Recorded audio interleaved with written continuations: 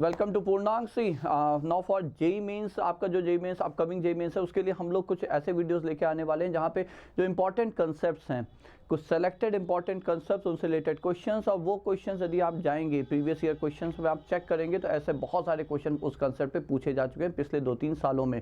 ठीक है, तो पहला question I am starting with the concepts based on like solving simultaneous equation, 3 equations in 3 variable x Y z. आप जानते हैं ये आपका डिटर्मिनेंट्स मैट्रिसेस के चैप्टर का ये क्वेश्चन है। ठीक है, वैसे तो हमने बहुत छोटा सा स्टेटमेंट एक लिखा हुआ है, नंबर ऑफ सॉल्यूशंस व्हेन, जब आपके 3 इक्वेशन 3 अननोन है तो वहां पे देखिए यूनिक सोल्यूशन का जो केस है वो बहुत क्लियर है और डायरेक्ट है। मतलब ये है, देखिए डिटर्मिनेंट ए क्या होता है, let me brief it quickly. यदि 3 ऐसी इक्वेशंस हैं तो I am not going to write all the 3 equations entirely here. इसी तरह से यहाँ पे a2x b2y यहाँ पे d2 हो जाएगा, इसी तरह से a3x b3y and dot dot dot d3 हो जाएगा। Now what is determinant of A? Determinant of A जो है वो आपका होता है जो एक्स वाई जेड के कोफिशिएंट्स के डिटर्मिनेंट बनेगा।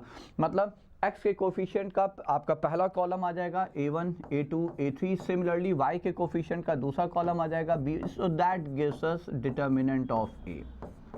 तो पहली और सबसे इंपॉर्टेंट कंडीशन है कि डिटर्मिनेंट ऑफ a यदि नॉन जीरो है तो क्वेश्चन वहीं खत्म है, यूनिक सोल्यूशन। बट प्रॉब्लम तब आती है जब डिटर्मिनेंट ए जीरो हो जाए।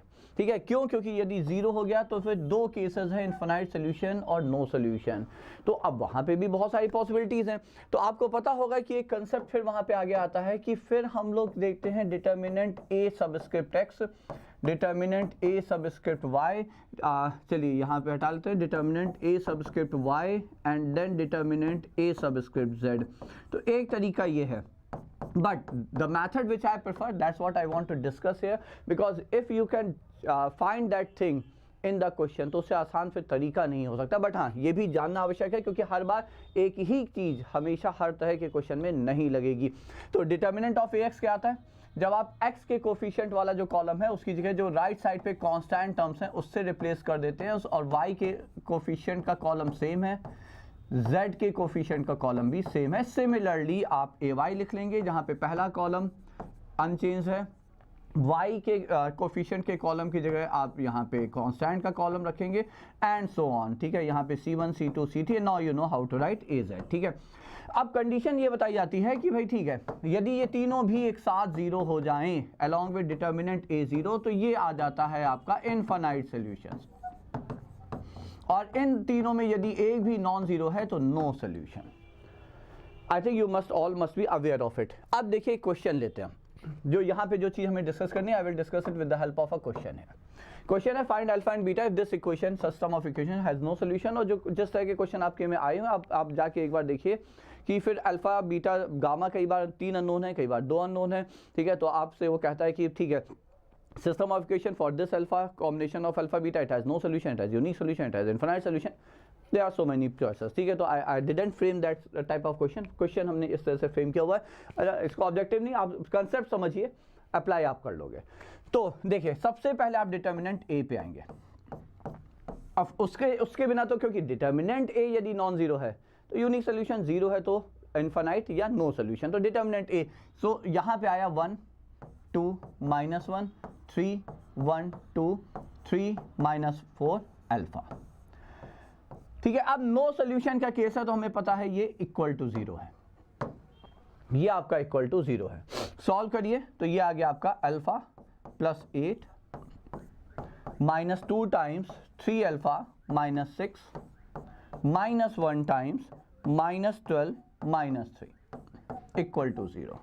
तो ये आया आपका alpha -6 alpha -5 alpha plus 8 plus 12 plus 15 तो प्लस 35 इक्वल टू जीरो। तो यहां से जो आपका अल्फा आ रहा है वो 7 आ रहा है। ठीक है, अब नो सोल्यूशन के लिए या फिर आप ax भी निकालें नॉट इक्वल टू जीरो, या ay नॉट इक्वल जीरो, कैसे यहां पे जज करेंगे? ठीक है, तो अब देखिए हम यहां पे ये करेंगे, let me write this system of equation once more after putting the value here. Alpha चूंकि हमारा आ चुका है तो हम अल्फा की वैल्यू यहां रख देते हैं और फिर एक बार इस सिस्टम ऑफ इक्वेशन को एनालाइज करते हैं।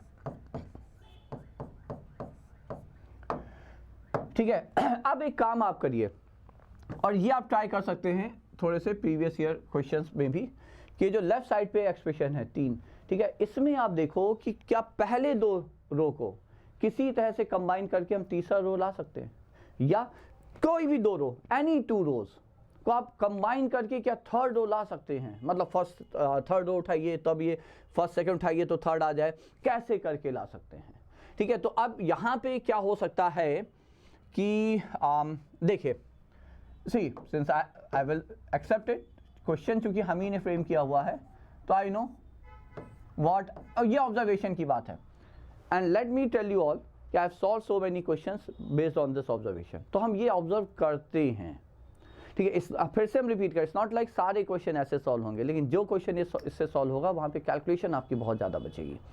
तो हमने ये लिखा, तो अब देखिए ये हुआ आपका 6x plus 3y plus 6z is equal to 2 beta. ये आया आपका 3x plus 6y plus 2y है, राइट, दिस इज 2y, ठीक है, plus 6y minus 3z is equal to 15, ठीक है। अब यदि हम यहां पे, ये 4 है, आई एम सॉरी, 2 से मल्टीप्लाई किया है तो 6 2 4, ठीक। अब यदि हम यहां पे ये इसमें से 2 से मल्टीप्लाई करने के बाद और इसको 3 से मल्टीप्लाई करने में इसमें से ये सब्ट्रैक्ट कर दें तो ये आया आपका 3x, ये आया माइनस 4y और ये आया 7z और ये आ गया 2 beta minus 50। Now you got this, यही टारगेट था, ये आ गया, ठीक है। देखिए डिटर्मिनेंट ए यदि शून्य आ रहा है तो आप मान के चलें आप ऐसा कर पाओगे कि कोई ना कोई 2 रो को कंबाइन करके आप थर्ड रो के फॉर्म में लिख लें। हमेशा वो ढूंढ पाना भी आसान नहीं है, बट एक बार ट्राई जरूर करें। ये आ गया, इसका मतलब ये आप समझिए, यदि ये वाला राइट साइड भी एग्जैक्टली इसी रूल को फॉलो करता हुआ रहेगा तो आपके इनफाइनाइट सॉल्यूशन है। क्यों? क्योंकि दैट सिंपली मीन कि third equation is not an independent equation. Independent equation आपकी फर्स्ट और सेकंड ही है, क्योंकि इनको कंबाइन करके आपको पूरी थर्ड इक्वेशन आ रही है। और यदि ये रूल राइट साइड वाले नहीं फॉलो करेंगे, राइट साइड वाले 3 नंबर इसी रूल के अकॉर्डिंग नहीं चलेंगे तो नो सॉल्यूशन है। तो जिन बच्चों ने प्लेन्स को अच्छे से पढ़ रखा है तो ये तीनों इक्वेशन 3 प्लेन हैं। पहले 2 के कॉम्बिनेशन से यदि हमें ये मिल रहा है, इसका मतलब जो लेफ्ट साइड वाला फॉर्म है वो आपको ये बता रहा है कि 2 प्लेन के लाइन ऑफ इंटरसेक्शन, ये जो लाइन ऑफ इंटरसेक्शन है ये 2 प्लेन मान लीजिए, इससे पास करते हुए इनफाइनाइट प्लेन्स हैं, ठीक है। राइट साइड भी इसी पैटर्न को फॉलो कर जाएगा, तो वो जो तीसरा प्लेन है वो इसी लाइन ऑफ इंटरसेक्शन से पास कर रहा है। बट राइट साइड यदि ये रूल फॉलो नहीं करेगा तो इसका मतलब ये हुआ कि इसके लाइन ऑफ इंटरसेक्शन से पास होता हुआ कोई प्लेन है, उसके पैरेलल ये तीसरा वाला प्लेन है, तो चूंकि ये पैरेलल है तो नो सोल्यूशन। और यदि ये इसी लाइन ऑफ इंटरसेक्शन से तीसरा प्लेन पास करे, infinite solution. That's the logic behind it, ठीक है। तो अब बात सिंपल सी है कि यही relation 2 beta minus 15 is equal to minus 7, so 2 beta is equal to 8, so beta is equal to 4। यदि बीटा 4 हो गया तो इनफाइनाइट सोल्यूशन है। नो सोल्यूशन का मतलब यहां से क्या आया कि अल्फा तो 7 होना चाहिए, बीटा आपका जो है वो 4 छोड़ के कुछ भी रहे, आपको नो सोल्यूशन वाला केस ही आएगा। So that was the important concept which I thought I should share with you all.